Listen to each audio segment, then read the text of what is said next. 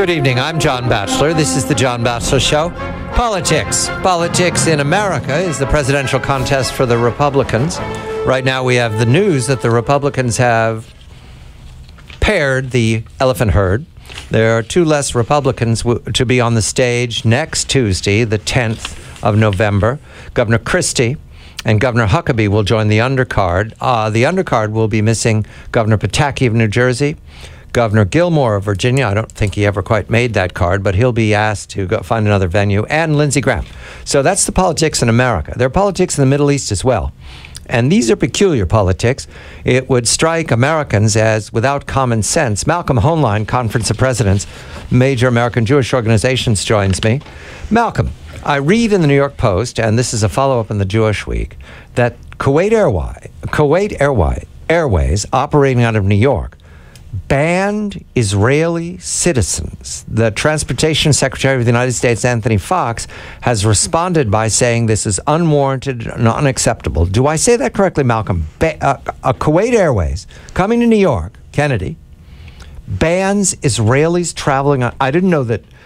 we can't be looking at a big number, but in any event... Well, don't forget they don't fly just to Kuwait. They fly to other places, and it is true, and there have been examples of past, but because of the work that the Lawfare Project did is really pioneering work, this is a critical decision because it doesn't just apply here. And the credit goes to Brooke and her team and all of those who were involved from the Port Authority, and I had the privilege to participate in the press conference she organized yesterday, and to see the broad participation. This is really, I think, a major breakthrough. We welcome Brooke Goldstein of the Lawfare Project. Brooke, congratulations for being commonsensical about this. The puzzle for all of us is, going forward, what are the next steps? With the Secretary of Transportation endorsing your protest, it looks like you're well started. Good evening to you, Brooke. Thank you for having me. Thank you for calling attention to the issue. We really appreciate it. What's puzzling to me, John, is the fact that Kuwait Airways has been engaged in unlawful discrimination against Israeli nationals for over 10 years. And this is happening under the Port Authority's nose. The Department of Transportation knows about it, and nobody was doing anything about it. Can you imagine if an airline said, we're not flying African Americans or we're not flying Mexicans? There would be an outroar. But because they're discriminating against Israelis, and because Kuwait is a member of the Arab League boycott, which actively discriminates against Jews, that is the purpose of the boycott. It is illegal in this country to engage in the Arab League boycott. Because the target is Israeli and because the target is Jews, the issue has not been, paid attention to in the media. So we just found this absolutely abhorrent, and we commend the Department of Transportation for their recent decision, calling on the Port Authority to enforce their lease with Kuwait Airways. And this is a reversal, right, of an earlier Department of Transportation determination, which did not uphold the discrimination charge. And in this case, they come down, it looks very clear to me, in very absolute terms. I mean, they were so clearly in violation of the law, and the credit really goes to Jeffrey Levitsky, who is an attorney for Mr. Eldad Gat, who is an Israeli citizen who attempted to buy a ticket on Kuwait Airways. And as Malcolm, you mentioned, they fly directly from JFK to London. They avail themselves the privilege of doing business in this country while violating not just federal law, but New York state law, the Open Skies Agreement, and their own lease with Port Authority. So we hope that the Department of Transportation and the Port Authority enforces their decision. The Port Authority took a very positive step yesterday. They sent a letter to Kuwait Airways, and now it remains to be seen what Kuwait Airways is going to do. Either they abide by our civil rights laws in this country, or they must get out. They cannot fly. But what are the implications then for other airlines? Are they the only ones who have been so charged, or do other airlines similarly restrict passengers of various kinds from flying? So there are airlines, like Saudi Airlines, for example, that will not fly persons if the port of entry does not allow those nationals in their country. That is allowed because that's what the Department of Transportation would say is reasonable discrimination. They, for example, don't allow Bibles on the plane because when you arrive in Saudi Arabia, the Bibles will be confiscated.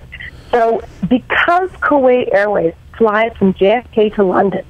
And because London obviously allows England allows Israeli nationals in the country, there is no reasonable basis except pure racism and bigotry for Kuwait Airways to discriminate against Israeli nationals. And racism and bigotry in federally funded airports is illegal. It is a violation of Title VI of the Civil Rights Act. Brooke, do you know how far back this goes? Does it go, for example, to August of 1990? Is there any research on that? Well, what I do know is the lease that Port Authority has with Kuwait Airways is dated back to 2004. Mm-hmm. So this has been going on for over a decade. We don't know before then. I'd have to look into it. Right. The reason I mention Malcolm is because of what happened in August of 1990. The United States turned itself upside down to respond to the invasion of Kuwait. Right. You will remember that introduced America to an unhappy story that continues. Yes. It is passing particularly peculiar if Kuwait, the country we went to war to defend and to restore, yes, has been conducting itself as our enemy. Very strange. And a clear violation. I mean, this is something they could easily rectify. And the danger we see now is the spread of this kind of ideology of discrimination, the BDS movement. You see this, Brooke, as part of the broader BDS, the Boycott, Divestment, Sanctions campaign?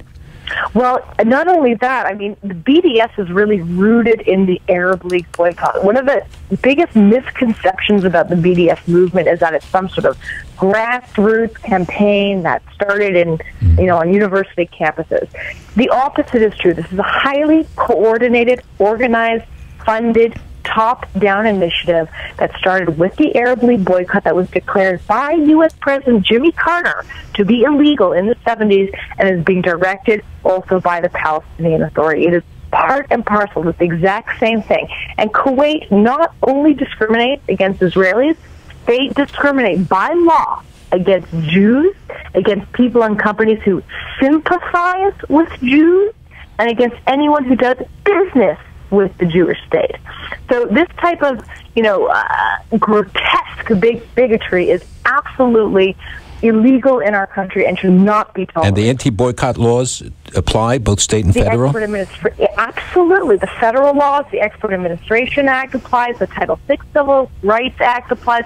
It's in violation of the Open Skies Agreement. The Port Authority's own lease says that Kuwait Airways cannot engage in discrimination based on race, ethnicity, and national origin, and they are openly flouting the law on so many levels. The Office of the Secretary of Transportation, a letter that I see here dated October 22nd, addressed to Kuwait Airways, and I've already quoted the Secretary of Transportation, Anthony Fox.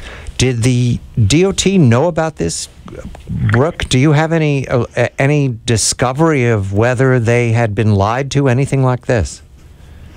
Well, what we do know is that Jeff Levicki, when he filed suit against the DOT on behalf of Eldad Gott, that the DOT originally came down with a decision saying that this type of discrimination is okay. It's lawful because Kuwait, the state of Kuwait, discriminates against Jews and Israelis. Therefore, Kuwait Airways can operate in our country and discriminate against Jews and Israelis, which, I mean, the decision is, abhorrent on its face. It makes absolutely no sense. So when he appealed it, the DOT immediately reversed their decision and came down and did the right thing. And we expect DOT to enforce it, and we expect the Port Authority to do the right thing.